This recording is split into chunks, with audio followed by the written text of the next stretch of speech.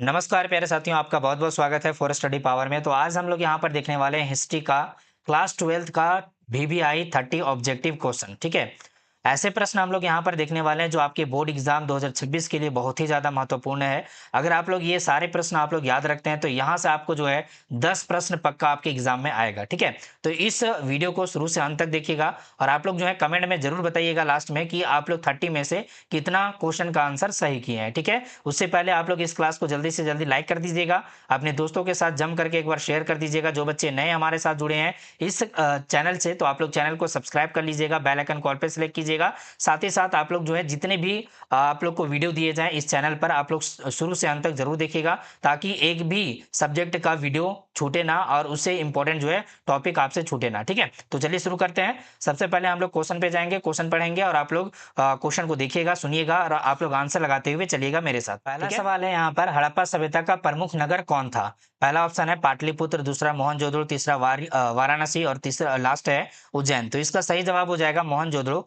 Option number B जिनका आ रहा है यहाँ पर बिल्कुल सही हो जाएगा। उसके बाद देखते हैं अगला वाला प्रश्न आपके सामने यहाँ पर आ चुका है 2 नंबर में, ठीक है? 2 नंबर सवाल क्या कहता है कि अशोक ने किस युद्ध के बाद बौद्ध धर्म अपनाया? ठीक है, अशोक जो है वो कौन से युद्ध के बाद जो है बौद्ध धर्म अपनाए थे? पाटलिपुत्र युद्ध, ठीक है, कलिंग युद्ध, मगध युद्ध या फिर उज्जैन युद्ध? आप लोग बताइए 2 नंबर सवाल का जवाब क्या होगा? तो राइट आंसर यहाँ पर हो जाएंगे कलिंग युद्ध, ठीक है?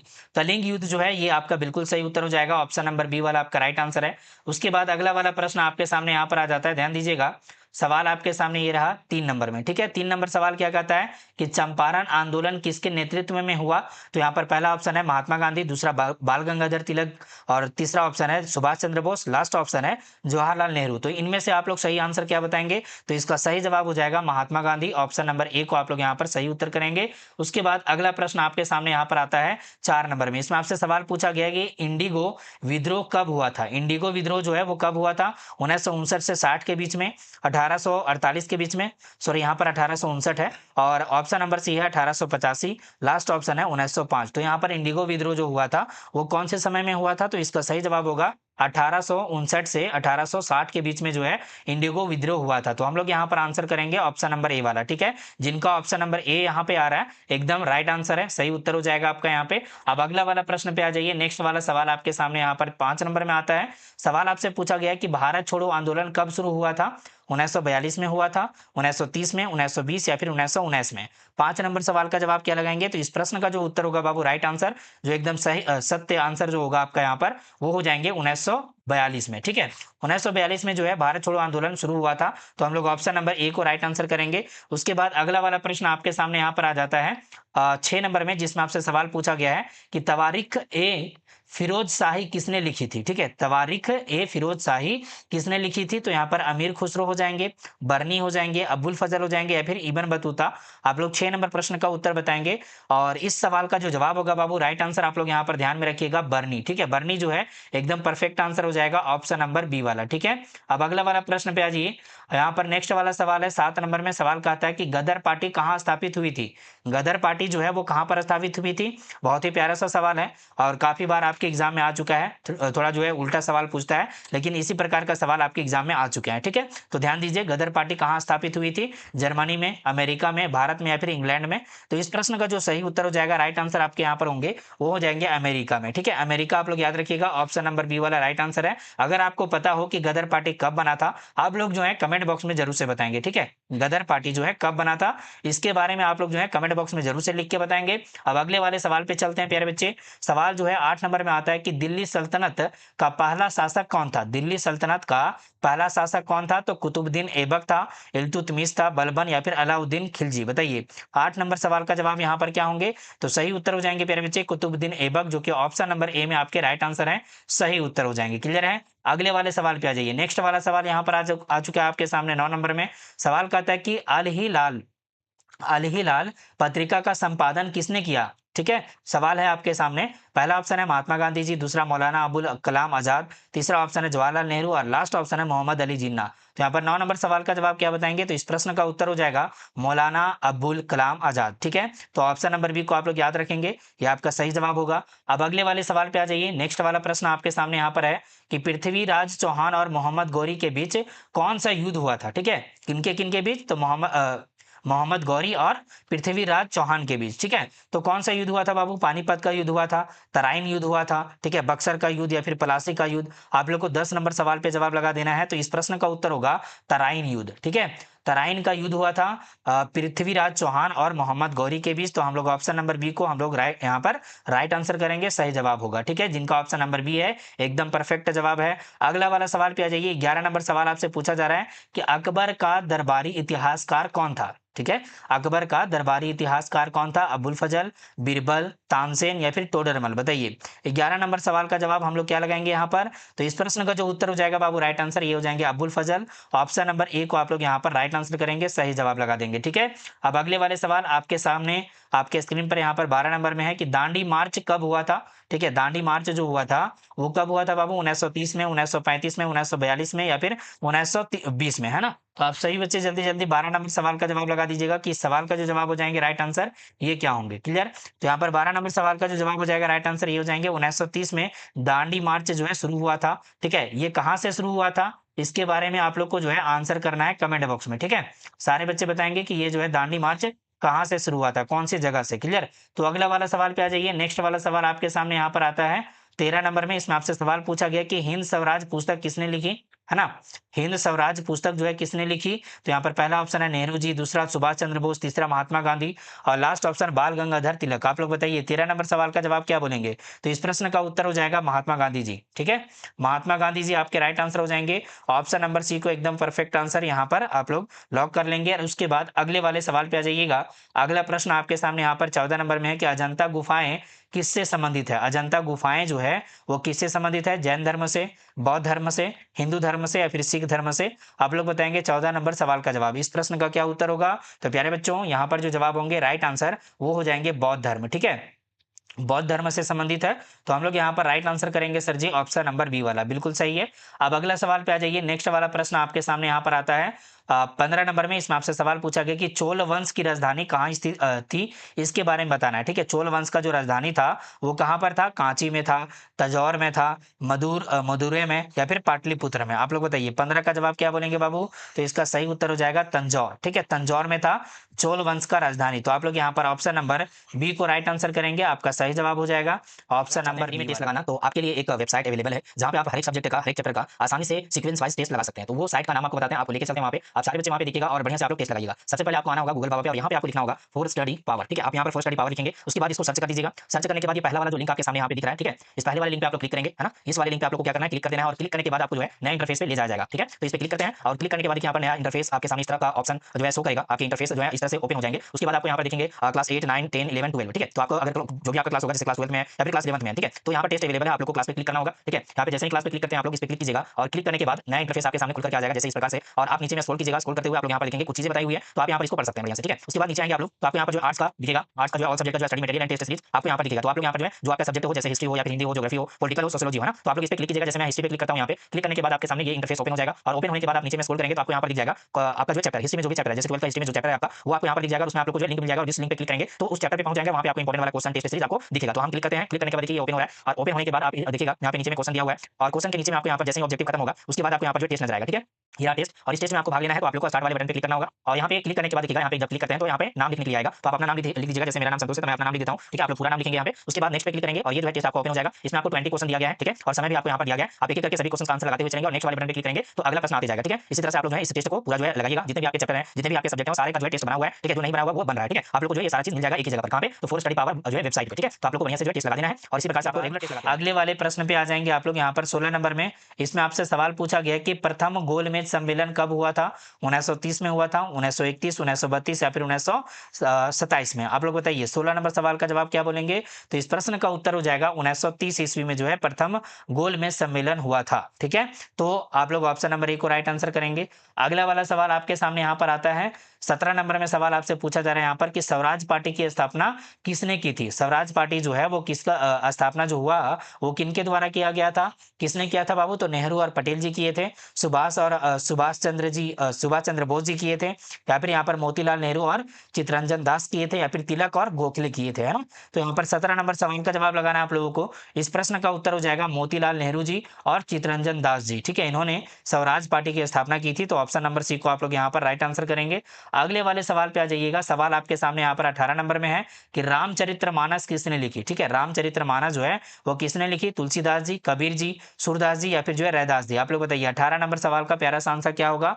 तो इस प्रश्न का उत्तर आप लोग बढ़िया से याद रखिएगा, तुलसीदास जी जो है रामचरितमानस जो है लिखे हैं। तो ऑप्शन नंबर ए को आप लोग राइट आंसर करेंगे और आप लोग कमेंट में बताएंगे कि रामायण का रचना किसने किया है। ठीक है, रामायण का जो है रचना किसने किए हैं, इसके बारे में आपको कमेंट बॉक्स में बताना है। चलिए आगे बढ़ते हैं अगले वाले सवाल पे। नेक्स्ट वाला प्रश्न है 19 नंबर में कि भारत का पहला गवर्नर जनरल कौन था?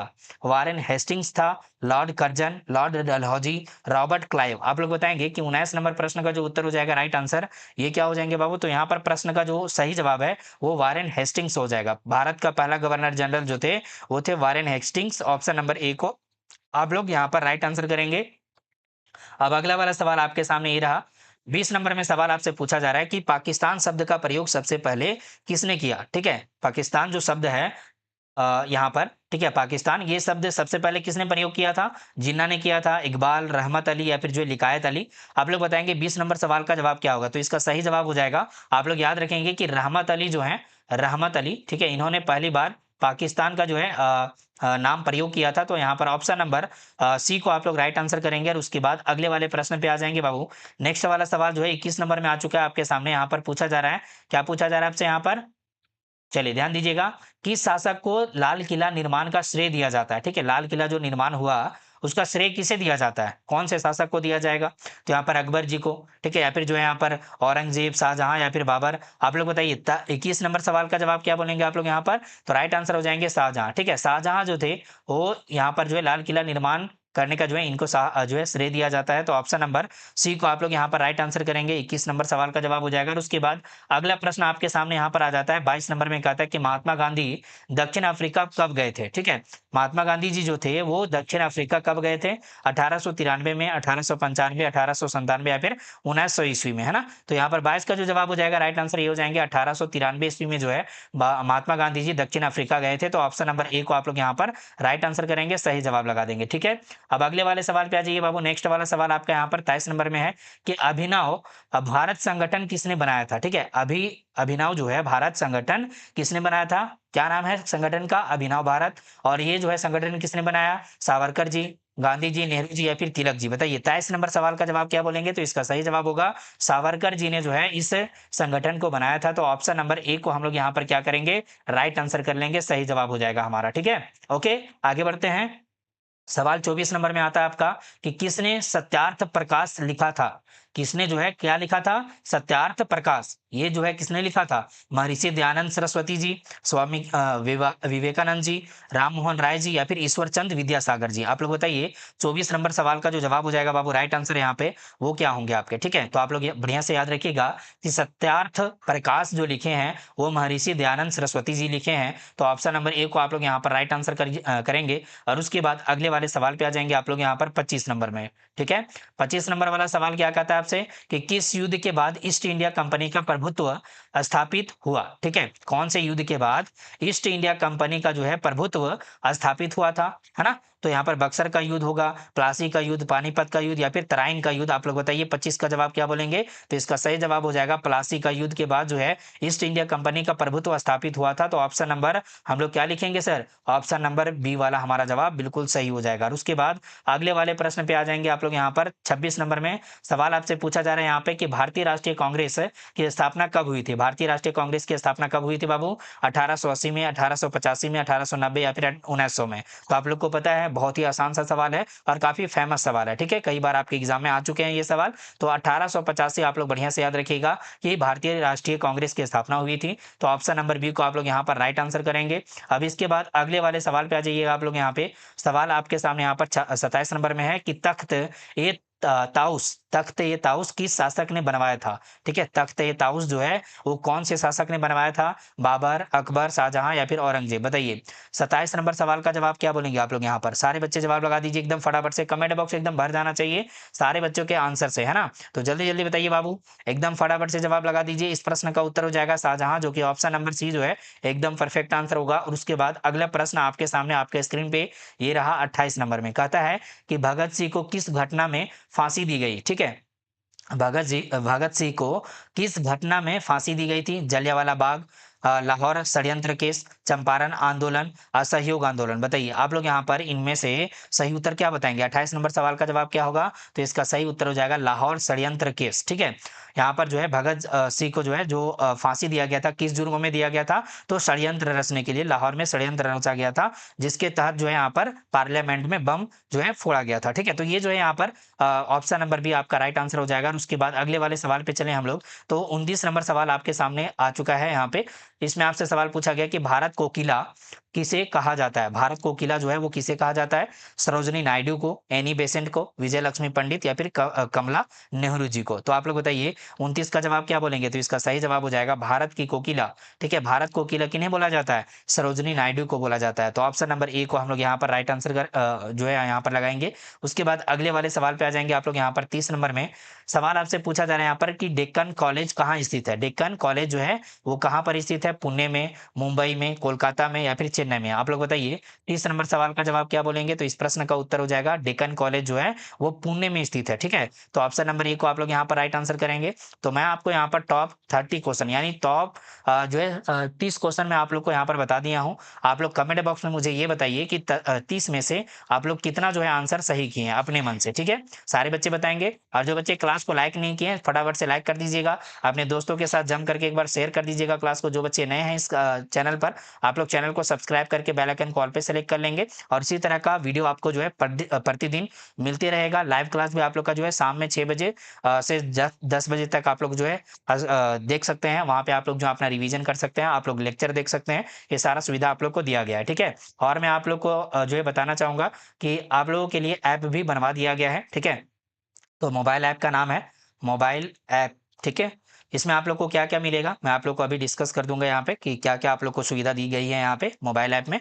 तो मोबाइल ऐप का नाम है फॉर स्टडी पावर। ठीक है, आप लोग जाएँगे, चैनल का नाम आप लोग गूगल प्ले स्टोर में आप लोग जो है सर्च करेंगे, आपको शुरू में ही मिल जाएगा for study power mobile application, या फिर इसका लिंक आपको डिस्क्रिप्शन बॉक्स में मिल जाएगा। ठीक है, और इसमें आप लोग को सुविधा दिया गया है। ठीक है, कोर्स आपको वहाँ पर दिया गया है, बैचेस आपके लिए अवेलेबल करवाए गए हैं। 12th के लिए, 12th आर्ट्स के बच्चों के लिए जो है बैच अवेलेबल है। 12th जो है कंप्यूटर के लिए बैच अवेलेबल है। ठीक है, 11th के लिए बैच अवेलेबल है, 10th के लिए बैच अवेलेबल है। तो आप लोग यहाँ पर जो है बैचेस को परचेस कर सकते हैं और वहाँ पे आप लोग जो है बढ़िया से एक जगह पर सारा चीज़ सीक्वेंस वाइज देख सकते हैं। इसमें आप लोग को क्या-क्या मिलेगा?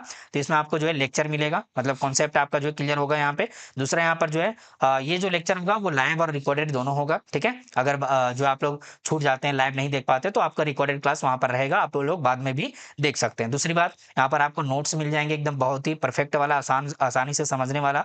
ठीक है, तीसरा आपका यहाँ पर टेस्ट सीरीज मिलेगा, आपका मॉडल पेपर जो है, ठीक है, मॉडल पेपर मिलेगा, है ना? और साथ ही साथ आपका प्रीवियस ईयर क्वेश्चन पीवाईक्यू आपको मिलेगा। टेस्ट सीरीज आपको यहाँ पर मिलने वाला है बहुत ही बेहतरीन वाला। ठीक है, तो ये सारा चीज़ एक जगह पर आपको मिल जाएगा। ओके, तो कंप्यूटर का बैच भी अवेलेबल है, आर्ट्स का बैच भी अवेलेबल है 12th के लिए, और 11th के लिए, 10th के लिए भी अवेलेबल है बैच। तो आप लोग फॉर स्टडी पावर को डाउनलोड करके, ठीक है, मोबाइल एप्लीकेशन को डाउनलोड कीजिए, वहाँ पर रजिस्टर कीजिए और फटाफट से जो है इनरोल कीजिए कोर्स में, ताकि आपके जो है जितने भी कॉन्सेप्ट अभी तक नहीं क्लियर हुए हैं वो फटाफट से क्लियर हो जाए और बेहतर तैयारी आपकी हो जाए यहाँ पे। ठीक है, तो चलिए मिलते हैं इसी तरह का और भी धमाकेदार शानदार क्लास के साथ। तब तक के लिए जय Hind, Vande Mataram. Thank you so much सभी बच्चों को।